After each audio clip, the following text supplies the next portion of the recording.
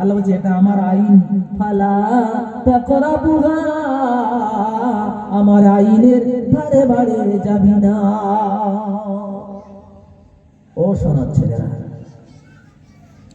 এবার যদি বলি তাহলে এগুলো কেন বলছেন, ব্যাপারটা কি? এইবার আসল ব্যাপারটা শোনে। ব্যাপারটা হচ্ছে আল্লাহ রাসূল বললেন, আল্লাহ বললেন দুনিয়াটা তোমাদের জন্য স্থায়ী জিন্দেগি নয়। এখানে আমি তোমাদের পাঠিয়েছি, ফার্স্ট যে সাবজেক্ট, এখানে আমি তোমাদের পাঠিয়েছি আমল করার জন্য। আমি আপনাদের কাছে এলাম গোপালগঞ্জ, আপনারা আমাকে 15,000 টাকা দিয়েছেন, আমি টাকাটা নিলাম আর এখান থেকে গিয়ে জামতলার বাজারে জুয়া খেলায় এক কানে ধরে দিয়ে বাড়ি চলে গেলাম। বিবি খুব খুশি হবে বলে মনে হয়, দেখে না বলেন ভাই? কাল করে ঈদ, বউ বলছে চুড়ি ঘুমছি শাড়ি হলি কোথায়, টাকা পয়সা কিচ্ছু নেই, জুয়া খেলা করে হেরে গেছি। বউ বলবে তোর মতো স্বামীর ভাতার খাবো না, 1 2 3 চলে যাচ্ছি বাবার বাড়ি। যদি আমি ওই টাকা নিয়ে বিবির বাচ্চা সবার জন্য একেবারে নাস্তা থেকে শুরু করে সব কিছু কিনে নিয়ে যাই, বউ হাওয়া করবে না? করবে না? হাওয়া করবে। কবর বলছে পৃথিবীর মানুষ শোনো, আমি কবর তোমাদের কাছে বিবির মতো 100 বছর তোমার হায়াত, 80 বছর হায়াত, 90 বছর হায়াত, আমি কবর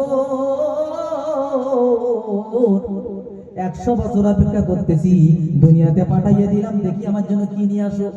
কবরে যাওয়ার পর বলবে আইডেন্টিটি, ন্যাশনালিটি দেখি, আমল নামার বাক্সটা খোলো, এতে কি ভালো আমল করেছো না মত্তারিয়ার গাঁজা ভরেছো?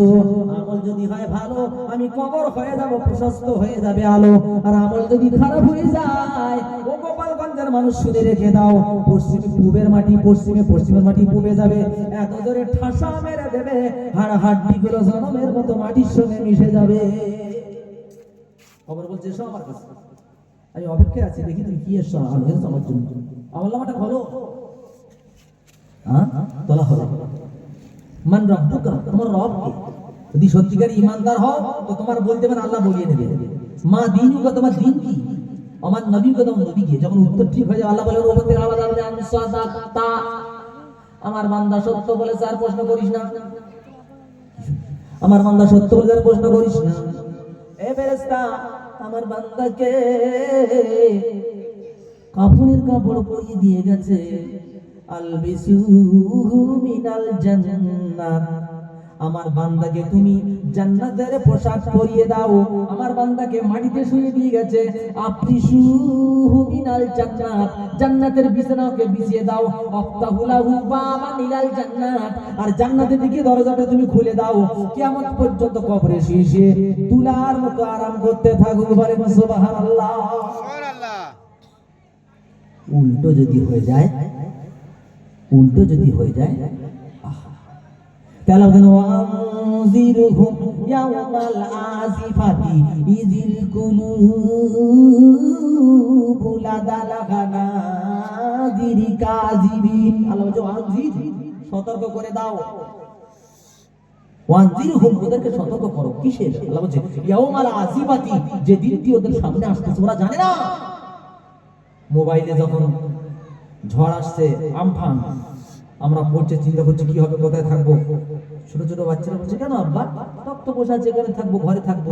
আমি বলছি এই কুড়ে ঘর, তো বলছে কেন ঝড়, কি ঝড়, এত সুন্দর ঘর, কিচ্ছু হবে না, তুমি থাকো।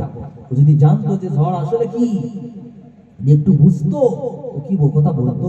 এরা এখন শিশুর মতো এদের কাছে সংবাদ দিচ্ছে। আল্লাহ বলছে ওয়ানজিরহুম, ওদেরকে সতর্ক করে দাও।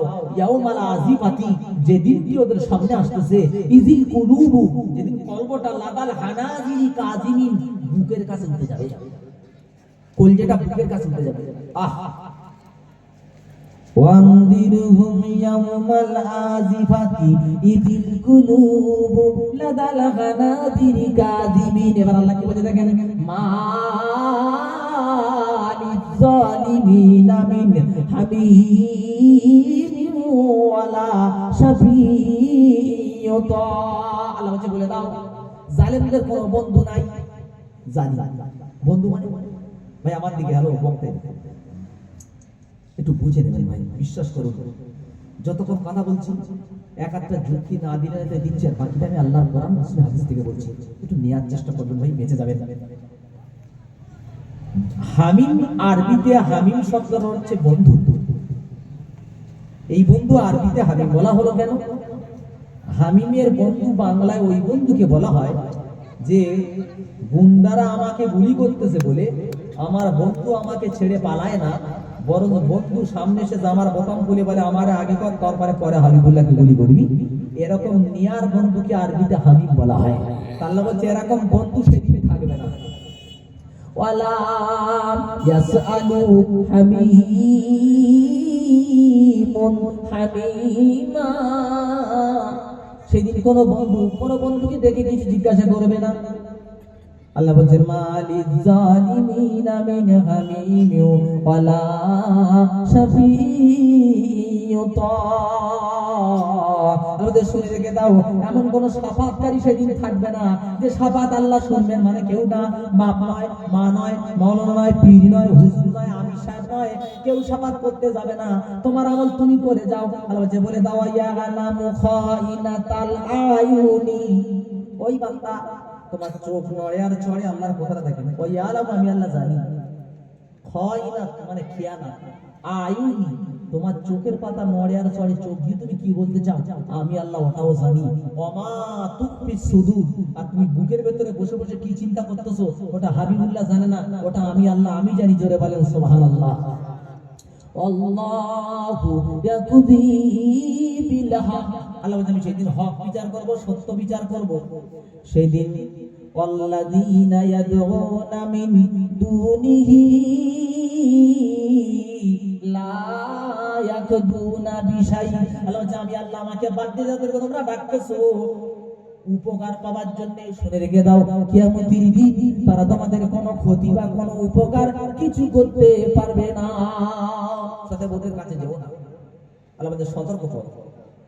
কিয়ামতটা এত ভয়াবহ হবে, এত কঠিন হবে। যেদিকে তাকাবে খারাপ আর খারাপ, ডাইনে বাঁয়ে সামনে পিছনে উপরে নিচে, উপরে সূর্যের মাথার তাপ, নিচে মাটি টকটক করে পড়ছে, ডাইনে খারাপি, যেদিকে দেখাচ্ছে খারাপি আর খারাপি, ভালোর চিহ্ন মাত্র নাই, ভালোর চিহ্ন মাত্র নাই। সেদিন যারা অপরাধী, যারা দুনিয়ার বুকে কোরআনকে এড়িয়ে চলতো, আল্লাহ রাসূল সেদিন বলবেন কি? আল্লাহ কোরআনে বলেছেন, আল্লাহ কি বলছেন জানেন? ইয়া রাব্বি, আল্লাহ হে আমার আল্লাহ, ইন্না কওমি ইত্তাখাযু হাযাল কুরআনা মাহজুরা।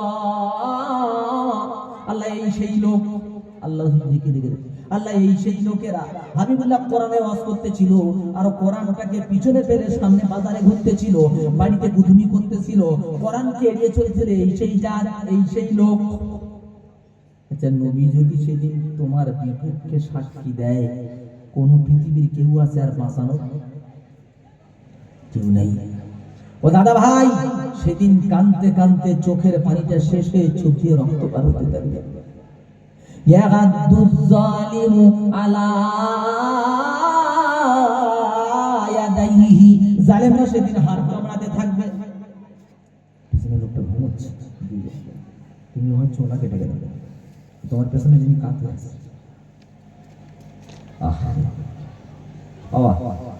একটু চোখ জ্বলে না। এখানে আমি তোমার জান্নাতের রাস্তা বলে দিচ্ছি আর তুমি এখানে ঘুমাচ্ছ, কি দেবো বাবা? হ্যাঁ, মানে আমাদের অন্তর কত